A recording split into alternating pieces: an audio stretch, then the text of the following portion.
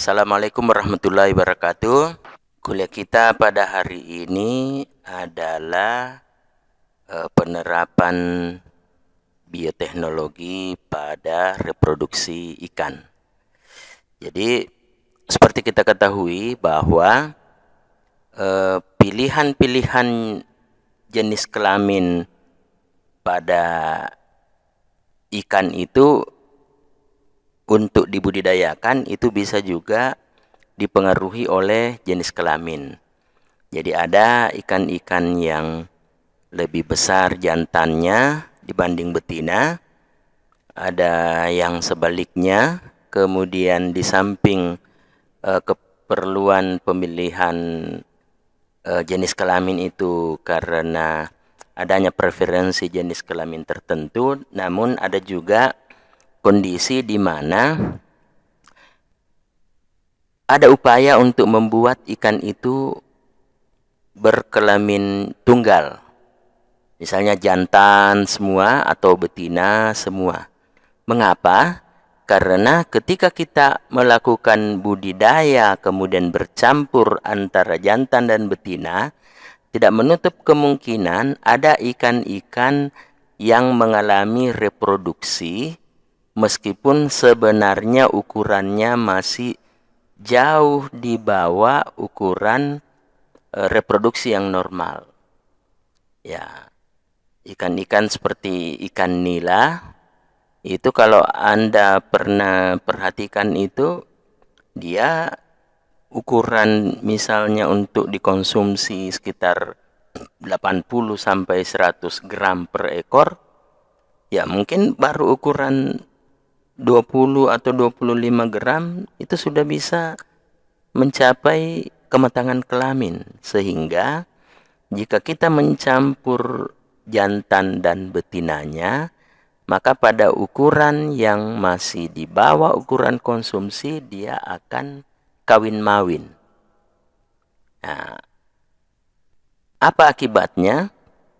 Maka energi yang dimakan, pakan yang kita berikan yang mestinya digunakan untuk menumbuhkan daging itu menjadi dibelokkan atau digunakan untuk menghasilkan dan mematangkan gonat.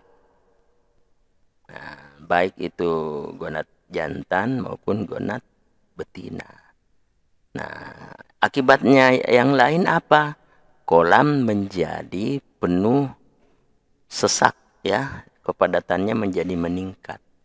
Intinya adalah apa yang diharapkan oleh budidayawan ikan atau petani ikan di mana menghasilkan suatu ukuran konsumsi dengan harga yang layak di pasar itu menjadi tidak tercapai.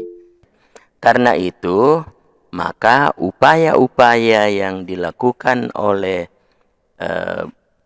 budidayawan ikan itu adalah mengatur bagaimana supaya benih yang ditebar itu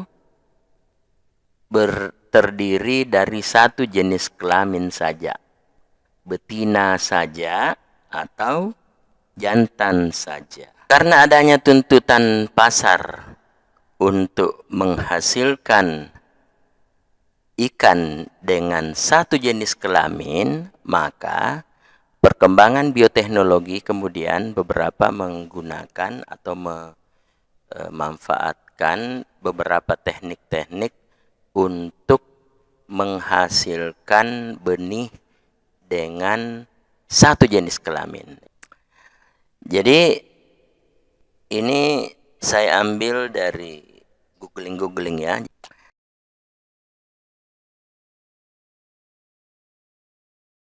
Jadi di sini disebutkan teknik pemulihan ikan, tapi ini adalah intinya adalah suatu rekayasa yang tujuannya untuk menghasilkan benih dengan jenis kelamin tunggal. Jadi ada istilah ginogenesis, ada androgenesis, ada seks reversal, ada polioidisasi. Jadi ginogenesis, gino itu kalau kita buka artinya ya, artinya ratu ya. Jadi genesis apa ya, melahirkan atau menghasilkan ya. Jadi genogenesis itu yang lahir adalah betina semua. Nah, androgenesis sebaliknya, andro ya jantan ya. Jadi kalau androgenesis itu suatu teknik di mana yang lahir itu adalah jantan semua. Nah, kemudian seks reversal, jadi ini kalau misalnya benih yang baru dihasilkan itu direndam di suatu hormon-hormon tertentu. Jadi kalau misalnya hormon yang testosteron atau apa namanya yang dari hormon pembentuk kelamin jantan, maka yang betina pun akan berbalik menjadi jantan. Kalau dia misalnya direndam atau dicampurkan ke makanannya jenis hormon yang pembentuk betina, maka yang jantan itu akan berubah menjadi betina. Kemudian teknik poliploidisasi, ya kita tahu bahwa manusia atau makhluk hidup itu istilahnya diploid ya. Jadi ada kromosom dari ibu, ada kromosom dari bapak, sehingga dua disebut diploid. Tetapi ada teknik-teknik tertentu di mana yang diploid tadi itu diubah menjadi triploid atau tetraploid dan sebagainya, sehingga ini yang disebut poliploidisasi. Apa yang terjadi pada poliploidisasi? Yang terjadi itu adalah organisme yang mandul. Jadi kalau tadi ginogenesis, androgenesis, seks reversal tujuannya adalah menghasilkan satu jenis kelamin saja, sehingga ketika kita memeliharanya atau membesarkannya tidak mungkin terjadi perkawinan, maka di poliploidisasi ini yang dihasilkan adalah individu yang tidak bisa melahirkan, atau dia istilahnya steril. Jadi ya mungkin yang masuk tetap jantan, betina, tetapi tidak akan pernah melahirkan karena individu yang dihasilkan dari poliploidisasi ini adalah individu yang tidak bisa menghasilkan gonad. Jadi inilah teknik-teknik untuk menghasilkan bibit yang tidak akan menjadi kawin ya, tidak akan menghasilkan keturunan, sehingga energi atau pakan yang diberikan semata-mata dimanfaatkan untuk membesarkan badan, untuk mitosis, untuk pembelahan sel tubuh, supaya dia menghasilkan berat yang sesuai dengan market size atau yang diterima oleh pasar. Jadi ini ada 4 teknik, yang 3 teknik menghasilkan monoseks, yang teknik keempat poliploidisasi menghasilkan individu yang steril. Jadi pertama kita memperkenalkan dulu ginogenesis. Jadi ginogenesis ya seperti saya katakan tadi, gino artinya ratu ya. Jadi perkembangan embrio dikendalikan semata-mata oleh inti telur. Nah, kemudian tujuannya memperoleh individu yang memiliki sifat-sifat yang sama dengan induk betinanya. Jadi induk betinanya ya termasuk jenis kelaminnya ya. Nah, kemudian syarat terjadinya ginogenesis yaitu membuat kromosom sel sperma menjadi tidak aktif. Kemudian yang kedua, mencegah pengurangan kromosom betina pada proses pemetangan sel telur. Jadi saya sudah buatkan juga satu videonya, nanti saya tayangkan untuk menunjukkan bagaimana bentuk atau apa namanya keterangan atau penjelasan dari apa yang dimaksud dengan mencegah pengurangan kromosom betina ya. Nah, jadi tadi dikatakan pada nomor 1 bahwa genogenesis itu semua karakteristik betina yang muncul. Jadi karakteristik jantan tidak muncul. Kenapa karakteristik jantan tidak muncul? Karena sperma itu kromosomnya diinaktivasi. Caranya bagaimana? Ya menggunakan sinar X, sinar gamma, sinar UV ya. Kemudian bahan-bahan kimia yang memberi efek-efek terjadinya mutasi ya dan sebagainya. Jadi ini misalnya UV ya, sehingga ini menjadi tidak aktif. Jadi Anda bisa lihat penggambarannya di sini, sperma aktif dengan kromosom aktif. Kemudian setelah dikasih UV ya dia menjadi non aktif. Jadi yang hitam ini yang aktif, yang putih ini menjadi tidak aktif. Nah, kemudian ketika terjadi pembuahan, maka diupayakan pencegahan pengurangan kromosom.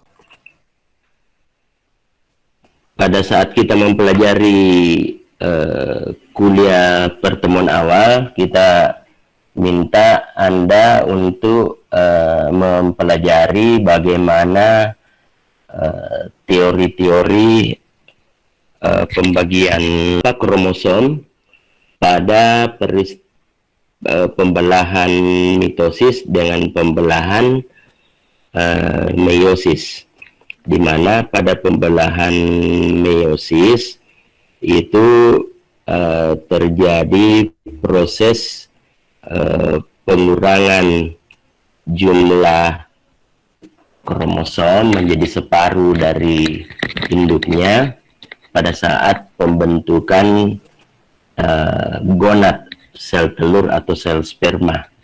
Tujuannya supaya ketika sel telur ketemu dengan sel sperma, jumlah kromosom itu tetap sama dengan spesies jumlah kromosom pada spesies itu pada umumnya ya. Jadi kalau misalnya manusia 46 yang ada di telur atau di sperma itu adalah 1/2 dari 46 jadi 23, sehingga kemudian ketika terjadi fertilisasi di mana sperma membuahi telur, terjadi gabungan 23 dari telur, 23 dari sperma menjadi 46 lagi. Jadi itu makna hikmahnya lah kenapa terjadi proses meiosis. Jadi meiosis itu kalau dari bahasanya artinya pengurangan ya.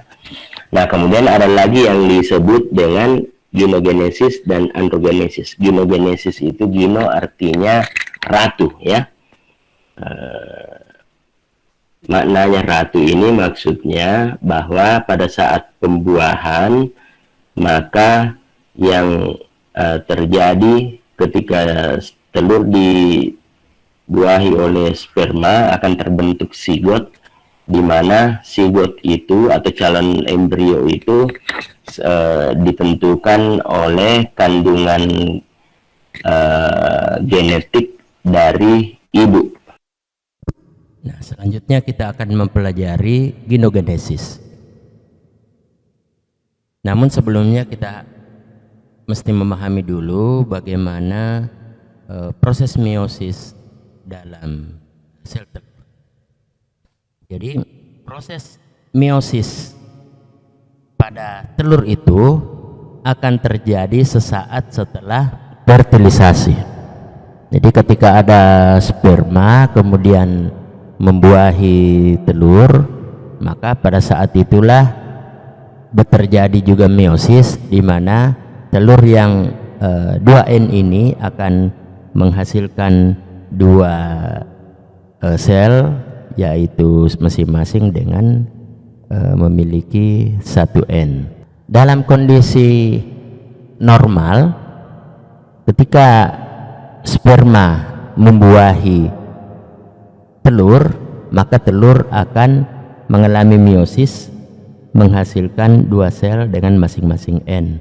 Namun satu di antara sel yang dihasilkan itu sudah berbentuk diploid karena mendapatkan 1 N dari sperma. Sementara 1 sel yang lain itu menjadi mati karena dia hanya terdiri dari 1 N. Nah, yang terdiri dari 2 N ini, yaitu 1 N dari telur dan 1 N dari sperma, itulah yang akan berkembang menjadi zigot, menjadi makhluk hidup yang baru.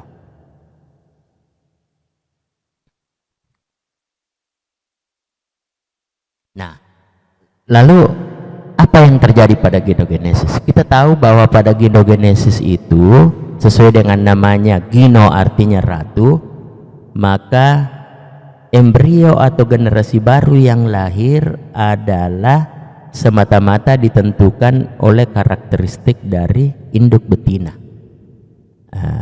Karena itu induk jantan yang membuahi harus direkayasa sedemikian rupa supaya tidak berkontribusi terhadap genetis dari embrio. Caranya, sperma itu diinaktivasi dengan cara-cara tertentu yang sudah kita sampaikan sebelumnya. Ada bahan kimia, ada sinar UV, sinar gamma, dan sebagainya. Sehingga kemudian ketika sperma itu membuahi sel telur yang terdiri dari 2 N, ini juga akan mengalami suatu proses yang dijelaskan tadi bahwa dia akan mengalami meiosis.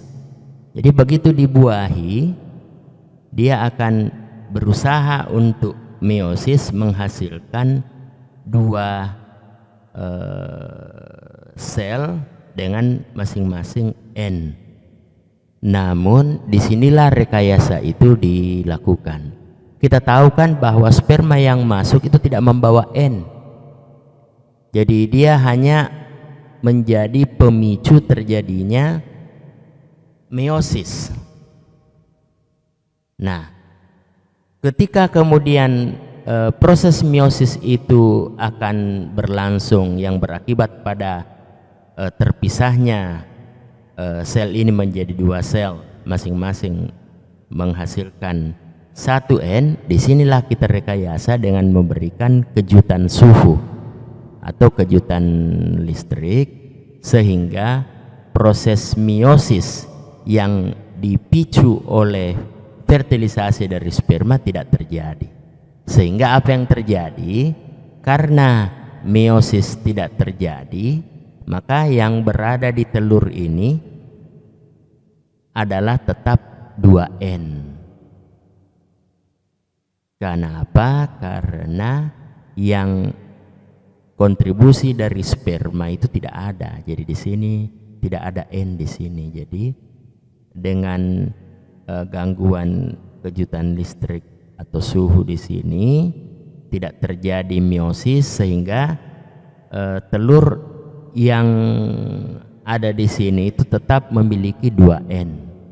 2 N dengan 0 N dari sperma, sehingga terbentuk 2 N yang telah difertilisasi, kemudian akan melanjutkan siklusnya sesuai dengan proses atau tahapan-tahapan perkembangan embrio, menghasilkan embrio yang karakteristik genetisnya hanya berasal dari induk betina atau dari sel telur. Nah, inilah metode untuk menghasilkan keturunan jenis kelamin betina dengan teknik genogenesis.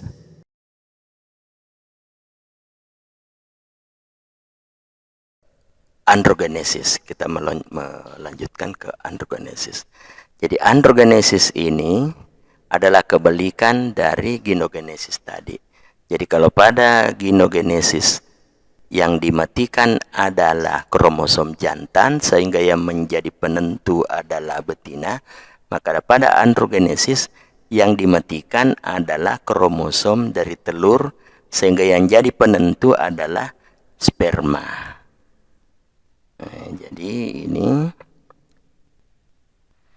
jadi telurnya yang diradiasi sehingga kromosomnya tidak aktif.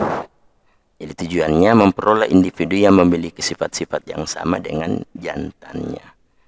Nah, tujuannya apa? Untuk menghasilkan ikan yang semuanya jantan.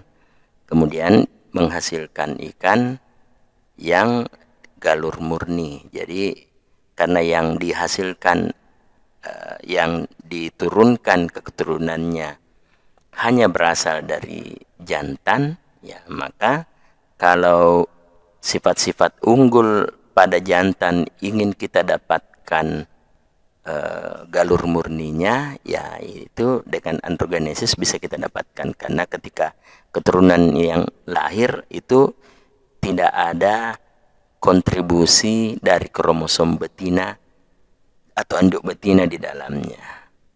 Jadi itu intinya kalau androgen. Jadi tekniknya kurang lebih sama tadi dengan genogenesis, cuma di sini kebalikannya. Kalau yang pada genogenesis sperma yang diinaktivasi, maka pada androgenesis telur yang diinaktivasi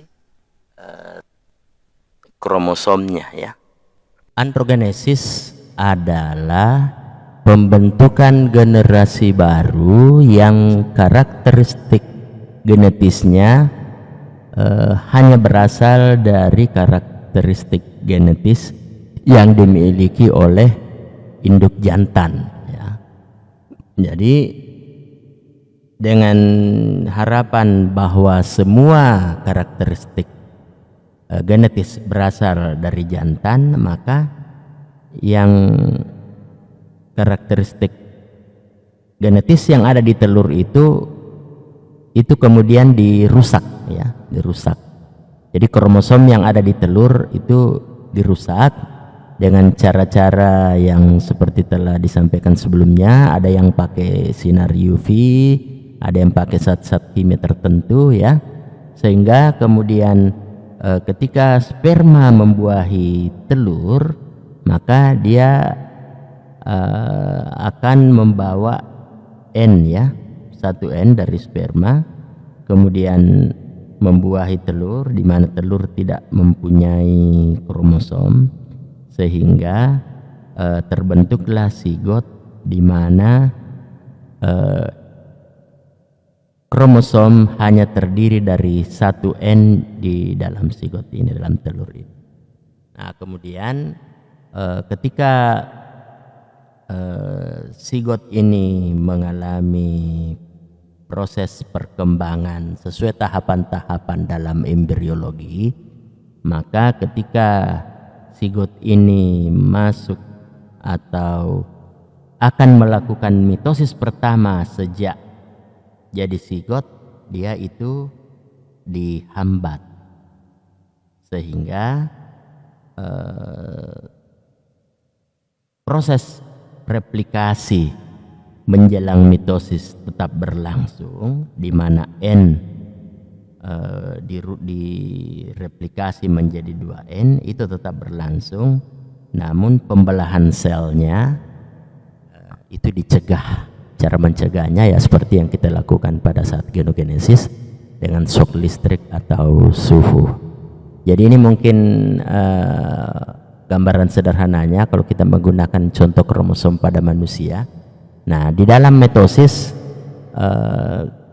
ada proses replikasi di mana yang tadinya kromosom dalam satu sel itu 2N, yaitu 46 misalnya, itu direplikasi menjadi 2 kali lipat menjadi 92. Nah, 92 ini boleh dikata 4N, ya.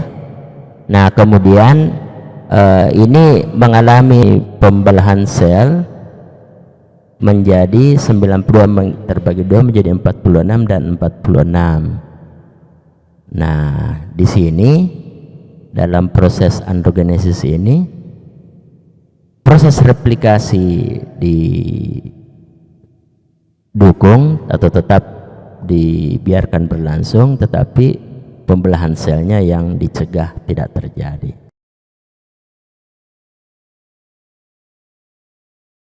Ketiga adalah seks reversal. Jadi seks reversal itu adalah untuk membalikkan arah perkembangan kelamin menjadi berlawanan. Jadi kalau misalnya kita kasih hormon yang sifatnya membentuk jantan, meskipun tadinya dia adalah hewan yang akan secara genetis akan menghasilkan individu betina, tetapi dengan pengaruh dari eksternal atau environment, lingkungan itu ya, jadi ada hormon itu, dia akan berbalik menjadi sesuai dengan apa yang hormon yang kita induksikan. Jadi itu. Kemudian tujuannya ya jelas ya, menghasilkan populasi yang berkelamin tunggal. Jadi tujuannya tadi itu untuk mencegah terjadinya perkawinan yang pernikahan dini lah di dalam kolam-kolamnya ya.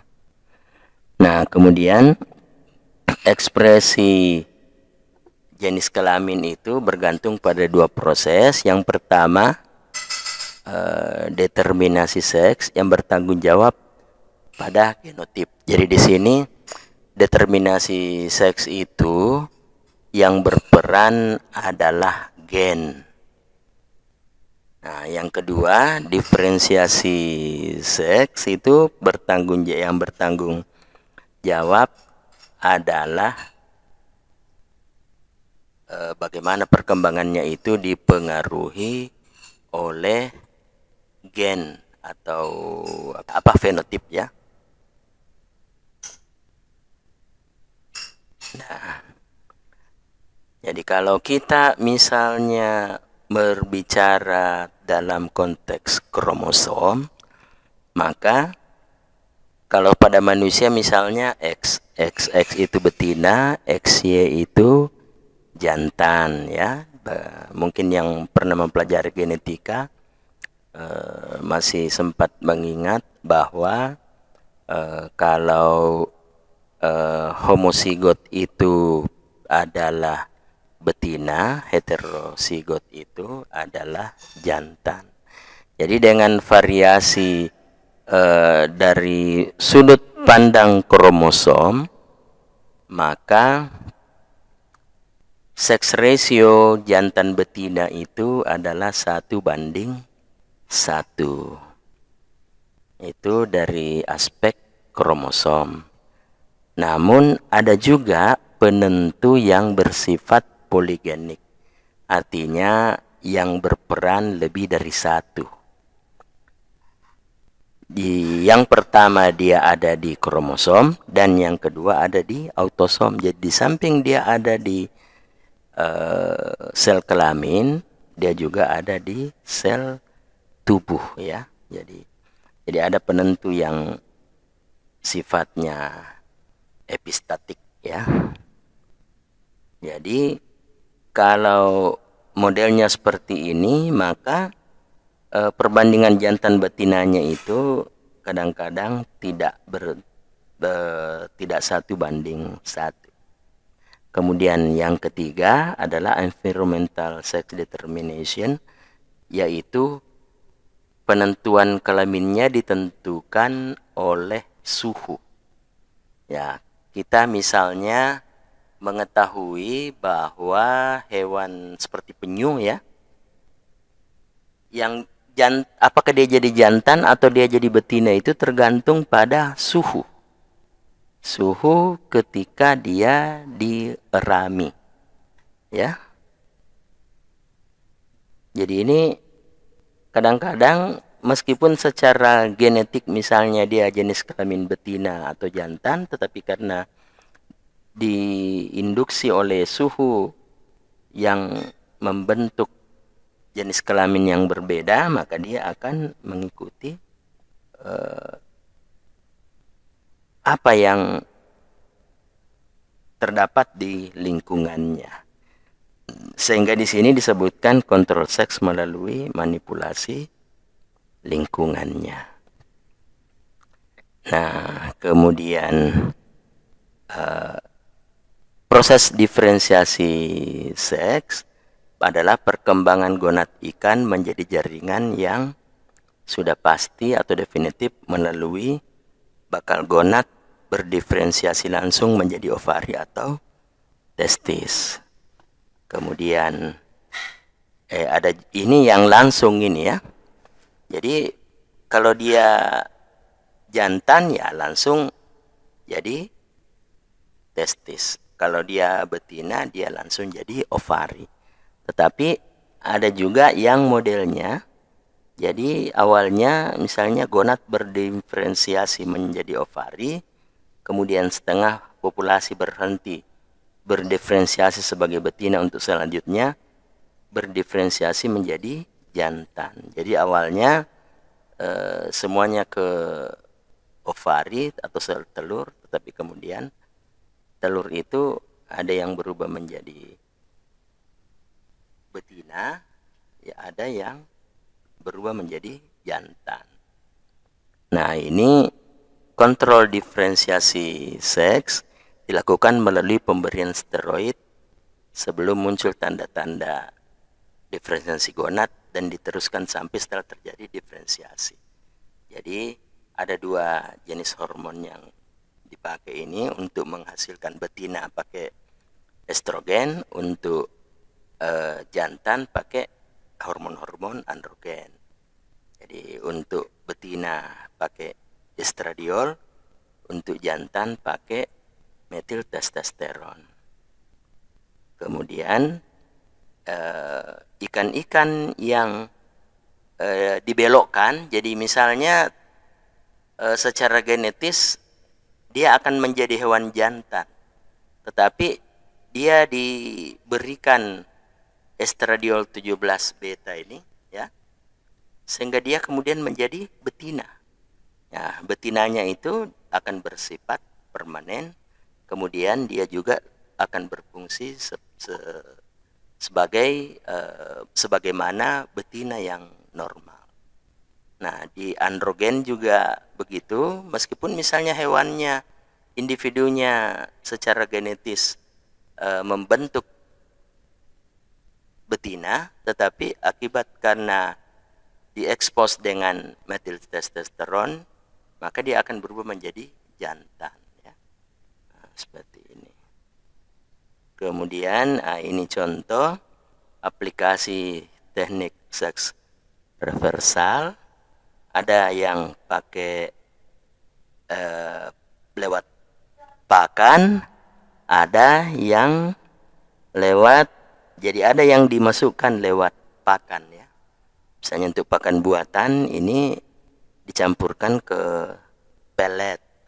Kalau untuk pakan alami, nah ini juga dimasukkan ke artemia ya. Jadi artemianya yang diharapkan menyerap hormon yang ada di lingkungan ini, kemudian artemianya diberikan kepada larva, sehingga ketika larva memakan artemia, maka hormon yang diberikan itu juga terikut. Nah, kemudian cara yang lain adalah perendaman ya. Jadi Anda melihat di sini bahwa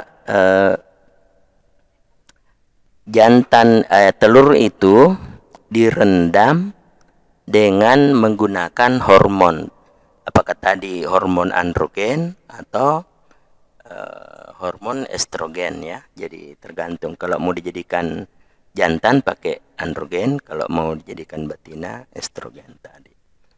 Nah, yang ketiga ini yang penyuntikan ini untuk penelitian saja ya. Nah, kemudian kita melangkah ke poliploidisasi. Jadi untuk poliploidisasi terbentuknya individu yang memiliki lebih dari 2 set kromosom. Jadi tadi saya sebutkan bahwa makhluk yang normal seperti manusia, ya Anda yang pernah belajar genetika di SMA mungkin masih ingat bahwa manusia itu memiliki kromosom berapa? 46 ya. Nah, 46 kromosom itu 23 berasal dari induk jantan, 23 berasal dari induk betina. Jadi ketika sperma membuahi telur, maka terjadilah perpaduan antara kromosom dari induk jantan dengan kromosom dari induk betina, menghasilkan perpaduan dari 2 set kromosom, jadilah individu baru yang dikenal sebagai diploid. Ya, diploid ya. Di artinya 2, ya.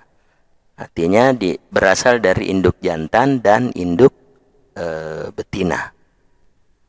Nah, tetapi di sini disebutkan poli. Poli artinya banyak. Tipe poliploidinya ada yang triploid, ini steril ya. Jadi triploid ini yang 3 set, tri artinya 3 ya. Kemudian ada tetra, tetra artinya 4. Jadi bedanya tri dengan tetra, tri itu steril, tetra itu ternyata fertil, dia bisa menghasilkan keturunan. Jadi manfaatnya memperoleh ikan pertumbuhannya cepat, kemudian memperoleh ikan yang steril ya. Nah, untuk memahami poliploidisasi di ikan, kita harus merecall dulu memori kita tentang mitosis dan meiosis ya. Di dalam mitosis atau pembelahan sel, sel induk itu mengandung kromosom yang kita kenal dengan istilah 2N. 2N itu ya, kalau misalnya pada manusia ya 2N itu berarti 46. Maksudnya terdiri dari 23 dari pihak ayah, 23 dari pihak ibu atau 2N. Nah, pada persiapan sebelum mitosis ada fase yang disebut dengan tahap interfase. Nah, pada tahap interfase inilah terjadi apa yang disebut dengan replikasi. Kromosom yang jumlahnya 46 tadi itu akan mengalami suatu proses yang membuat jumlahnya menjadi berlipat ya, sederhananya seperti itu, anggaplah ya, bahwa dia dari 2N pada tahap replikasi itu dia menjadi 4N. Kemudian pada saat mitosis satu sel membelah menjadi 2 sel dan 4N tadi ini dibelah ke 2 sel baru itu menjadi 2N 2N. Jadi ini saya tunjukkan untuk menjadi dasar di dalam memahami proses terjadinya poliploidisasi nanti pada ikan ya. Nah, kemudian di meiosis ada juga poin-poin penting yang harus dipahami agar mekanisme poliploidisasi nanti ini bisa dipahami lebih baik. Nah, di meiosis di mana pembelahan sel terjadi pada gonad atau terjadi pada sel kelamin, baik itu sel telur atau sperma, maka pada tahap interfasenya juga itu terjadi replikasi dari 2N menjadi 4N. Kemudian pada saat meiosis itu terjadi pembelahan menjadi dari 1 sel menjadi 2 sel, sehingga terjadi juga pembelahan kromosom ya dari 4N menjadi masing-masing 2N. Kemudian, nah ini poin yang harus diingat bahwa di sel telur itu posisinya adalah 2N. Jadi di sel telur pada ikan itu jumlah kromosomnya adalah 2N. Kenapa? Karena meiosis yang kedua, di mana terjadi pembelahan dari 2N menjadi masing-masing 1N, itu terjadi setelah pembuahan. Jadi setelah replikasi, jadi sel sperma atau sel telur replikasi menjadi menggandakan kromosomnya 2 kali lipat. Kemudian pada saat meiosis pertama terjadi pembelahan dari satu sel menjadi 2 sel. Nah, pada proses meiosis 1 selesai ini, maka sel telur itu memiliki kromosom yang diploid 2N ya, 2N. Nanti setelah fertilisasi oleh sperma, barulah meiosis 2 berlanjut. Kemudian masing-masing sel itu membelah menjadi 2 sel, kemudian membagi kromosomnya yang tadinya 2N menjadi N, yang tadinya diploid menjadi haploid. Jadi ini harus diingat bahwa pencetus berlangsungnya meiosis 2, pencetus berkurangnya kromosom dari 2N menjadi N adalah peristiwa fertilisasi. Sesudah terjadi fertilisasi, ini akan mengalami pemisahan menjadi 2 sel, sehingga meiosis ya dari 1 sel menghasilkan 4 sel. Kemudian meiosis, jumlah kromosom anak itu akhirnya akan setengah dari jumlah kromosom pada sel induk. Nah, ini yang harus dipahami sebelum kita memahami poliploidisasi. Nah, sebelum kita lanjut ke pembentukan poliploidisasi, kita pahami dulu bagaimana kondisi atau peristiwa atau mekanisme yang terjadi pada saat terjadinya fertilisasi oleh sperma pada telur pada kondisi yang normal. Jadi seperti tadi dikatakan bahwa pada saat meiosis 1 itu dihasilkan sel telur dengan kromosom sebanyak 2N atau diploid. Jadi nanti setelah sperma membuahi sel telur, baru berlanjut dengan meiosis 2. Jadi ini sebenarnya meiosis 2 ya, di mana kromosom yang ada di sel telur itu akan terbagi 2. Jadi hasil dari meiosis 1, telur itu masih diploid 2N. Nanti setelah dibuahi oleh sperma, di mana sperma itu sendiri sudah mengalami proses meiosis yang sempurna, sudah mengalami meiosis 2, sehingga sperma sudah terdiri dari kromosom yang haploid atau N ya. Sementara telur nanti berlanjut ke meiosis 2 setelah mengalami fertilisasi.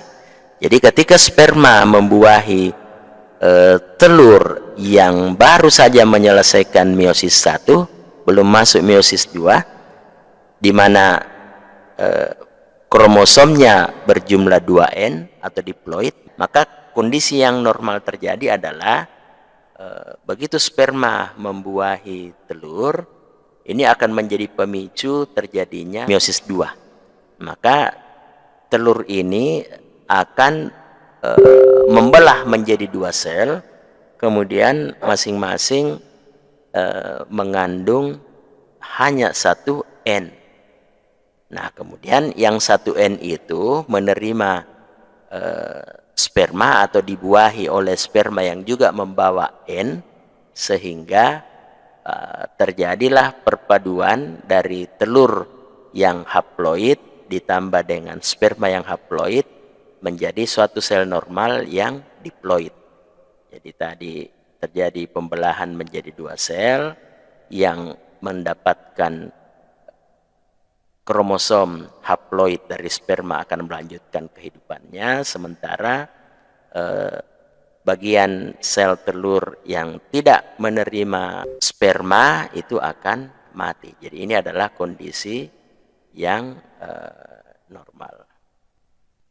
Nah, kemudian pada kasus poliploidisasi, misalnya pada kondisi untuk menghasilkan triploid, maka ketika telur yang melewati meiosis 1 tadi yang kondisinya masih 2N mendapatkan atau dibuahi oleh sperma, sehingga sperma masuk, kemudian dalam kondisi normal ini sel telur akan membelah, kemudian membagi dua kromosomnya sehingga menjadi N, ya. Itu prosesnya diganggu, diberi perlakuan atau shock dalam bentuk entah itu listrik, entah itu suhu, entah itu bahan-bahan kimia tertentu, sehingga proses yang harusnya ini memisah menjadi dua sel, kemudian kromosomnya yang diploid dibagi dua masing-masing, hanya haploid ke masing-masing telur, itu mengalami kegagalan memisah. Jadi meiosis 2 tidak terjadi. Mengapa? Karena ya adanya tadi perlakuan shock ini. Akibatnya apa? Sperma membuahi telur yang mengandung 2N kromosom. Jadi sperma membuahi telur yang mengandung kromosom yang sifatnya diploid, sehingga ditambah dengan sperma yang haploid terbentuklah apa yang disebut dengan triploid. Ya, ini triploid 3N.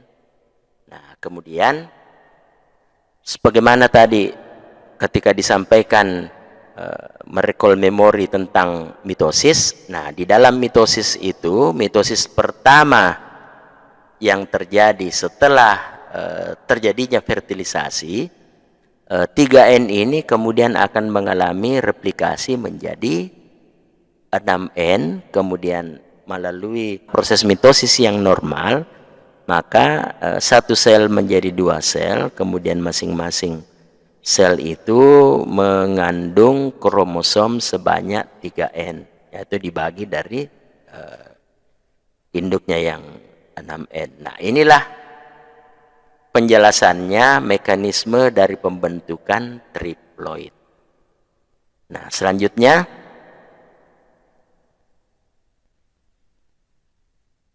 kita lanjut dengan mekanisme terbentuknya tetraploid. Sebagaimana tadi disebutkan bahwa telur begitu selesai mengalami meiosis pertama, maka di dalam sel telur itu masih terkandung kromosom sebanyak 2N. Kemudian terjadi fertilisasi di mana sperma membuahi sel telur. Dalam kondisi normal biasanya begitu sperma masuk, telur akan mengalami proses meiosis kedua, membagi satu sel menjadi dua sel, kemudian dengan masing-masing sel baru dari gonad dari telur itu mengandung N kromosom, sehingga ketika mendapatkan N sperma N dari sperma terbentuk 2N. Tetapi ketika diganggu atau diberi gangguan tertentu, ya itu bisa mengalami kegagalan sebagai pembentukan triploid.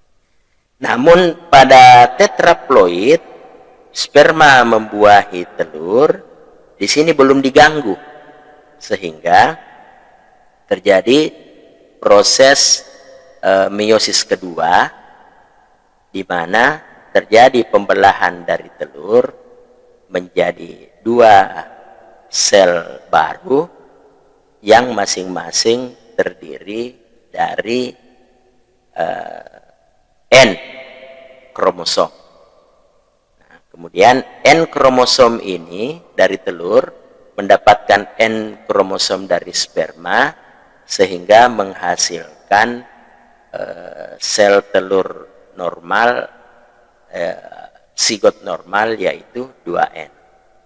Nah, ketika kemudian terjadi proses mitosis pertama sejak fertilisasi, biasanya dimulai dengan replikasi seperti yang kita sebutkan tadi, bahwa mitosis itu ada proses di interfase di mana dia mengalami replikasi sehingga terjadi peningkatan atau jumlah kromosom dilipat 2-kan, jadi 2N menjadi 4N. Nah, pada saat terjadi replikasi kromosom selesai, kemudian biasanya diikuti dengan cleavage, diikuti dengan pembelahan sel, jadi 1 sel menjadi 2 sel. Nah, sebelum terjadinya pembelahan sel dilakukan gangguan berupa shock suhu atau shock listrik atau bahan kimia tertentu, sehingga proses pembelahan sel ini menjadi gagal. Jadi harusnya sesudah replikasi 2N menjadi 4N, dilanjutkan dengan pembelahan sel, 1 sel menjadi 2 sel, dengan masing-masing sel itu mengandung pembagian dari 4 ini menjadi 2N, tapi karena diganggu dengan shock listrik, kimia atau apa, maka ini terjadi kegagalan memisah. Terjadi kegagalan memisah sehingga lahirlah zigot individu yang tetap memiliki 4N. Nah, inilah kemudian pada mitosis kedua berikutnya, pada saat blastula dan seterusnya, berikutnya sudah tidak diganggu, sehingga yang terjadi adalah sel yang mengandung 4N. Nah, inilah mekanisme pembentukan tetraploid.